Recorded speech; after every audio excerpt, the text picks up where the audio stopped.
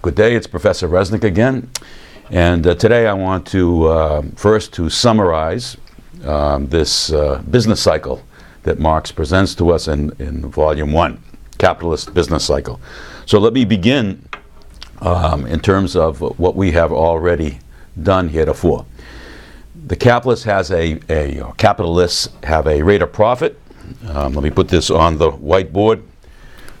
They have a rate of profit R for each and every capitalist, and that of course again is the surplus value divided by the C plus V.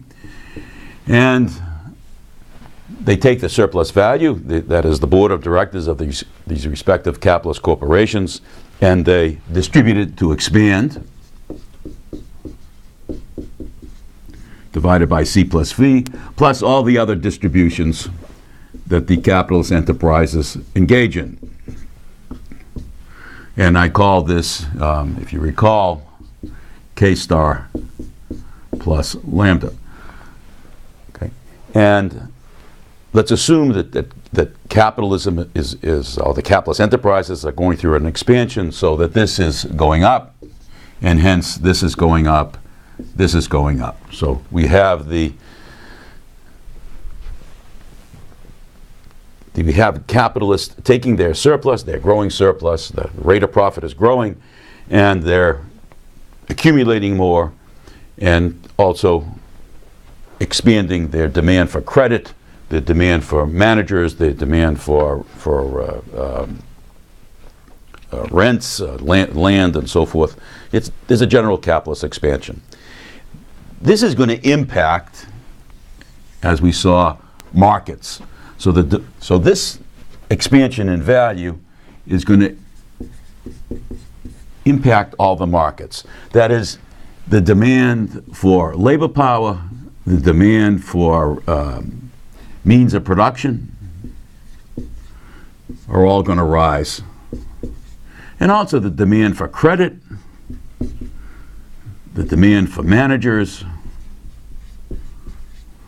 the demand for land, and so forth. All these are going to rise. So these demands over here are associated with the lambda. These demands are associated with both the K star and the lambda. Demand for productive and unproductive labor power, the demand for productive and unproductive capital is a generalized increase in demand in the society. Okay? That's what expansion means, that the markets are being affected by the demand curves shifting to the right across all these markets. Okay?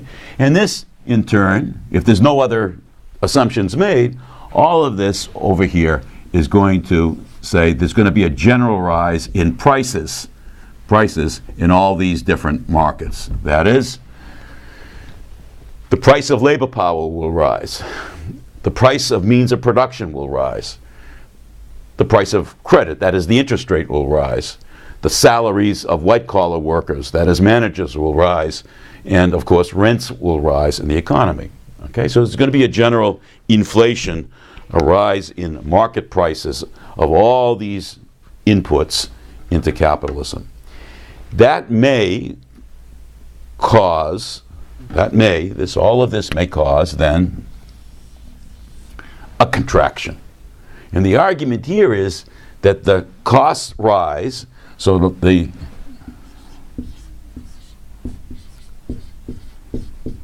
I'll put new here. The new demands on the surplus may exceed the surplus, and hence the capitalists have to cut back, assuming they don't raise the rate of exploitation, which they could. But assuming that doesn't happen, then this is a kind of crisis caused to capitalists by the very expansion of capitalism. And so the expansion where we started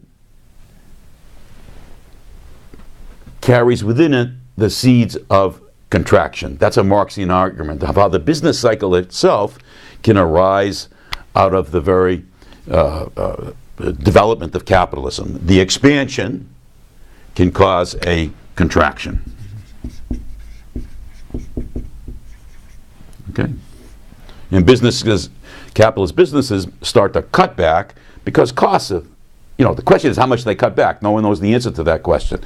A. B, the very contraction itself helps to solve this problem, because when the contraction occurs, the demand curves for credit, the demand curves for means of production, the demand curves for labor power, the demand curves for land, for managers, and so forth, begin to shift back, which helps to correct the same problem of an excess demand in these respective markets as the demand shifts back.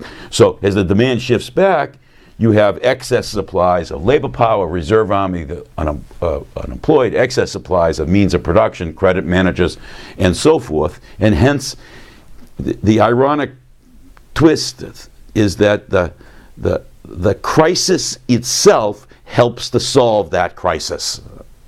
Okay, the initial crisis, which was the demands shifting to the right, prices rising, but then the price rise creates a crisis for each and every capitalist. They start to cut back some of these expenditures. That shifts the demands to the left, and we have a solution to the initial problem. Okay, that doesn't have to happen, that crisis. Okay, that's only one part of the story. The other part of the story, which I presented to you and it is in your readings, the other part of the story is that this price increase may also lead to, let me list it here, there's so many of them. So what I'm arguing here, there's no inevitability for the contraction. The expansion could continue. So part of it is that the capitalists themselves could expand and continue to expand because they get on the revenue side higher prices. As I showed you, it is true on the cost side they have a problem, but on the revenue side they're selling their goods for higher prices for wage goods and higher prices for means of production, and hence they'll expand because this implies that their market rate of profits have risen. So that'll induce them to expand, that'll shift their supply curve to the right, and therefore the prices will not go up as much as one would expect. By the same logic, the prices of means of production will rise, the prices of means of production will rise. So those firms that are producing means of production will expand because their profit rate has expanded because prices have gone up, and hence prices will not rise as much as they would otherwise. They may not rise at all, they could even fall because of this rise in the profit rate here. So you got on the cost side, prices are going up, but on the revenue side, the prices of things that they're selling, wage goods and means of production, are rising, and hence that helps the expansion continue. B, credit may expand. That is, you won't get this rise in interest rate you would expect. Why? Because the supply of credit shifts to the right. Why? Because the state itself intervenes into the system to pump up the money supply, which makes credit cheaper. So the Federal Reserve Board in the United States intervenes into the market to supply more credit, preventing the interest rate from going up. Okay? C, the supply of, let me write it down here, the supply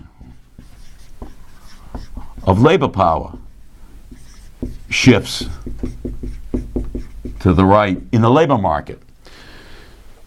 Why? Well, in the United States, the experience over the last few decades is one of immigration, legal and illegal, women leaving households and entering the labor force to sell their labor power, and then returning to the household to still do their jobs within the household.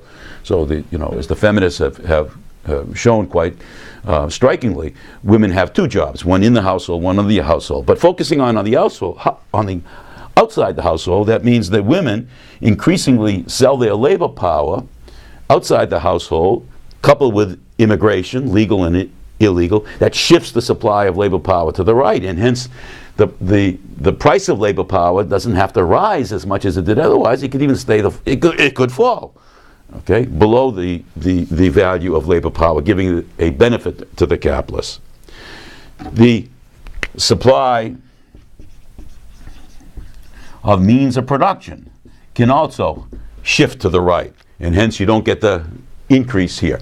So on the supply side of the means of production, you have two forces going on. Okay, number one, the supply of means of production can shift to the right because the profit rate of the means of production industries goes up, and hence the existing firms will have a tendency to increase their supply because it's profitable to do so. But then there's new entry. Okay, it's two effects are occurring here. One, the existing firms can increase their supply, and number two, new firms can enter the industry attracted by the higher profit rate. So in the United States, for example, the firms that are producing means of production can expand, induced by the higher prices. They'll shift their supply to the right. But also, new firms can enter the industry. Foreign means of production producers can export more to the United States because of the favorable prices. And those will be increased imports into the United States, which will enable the supply to shift to the right. Let me give me another one. There's many of them. Let me give you two more, okay? The demand for labor power, going back to the labor power market, the demand for labor power may not shift to the right as much as one might expect. It'll shift to the right, but it may not shift to the right as much as one would expect, and hence the price of labor power may not rise as much. And that's got to do with a rising composition of capital.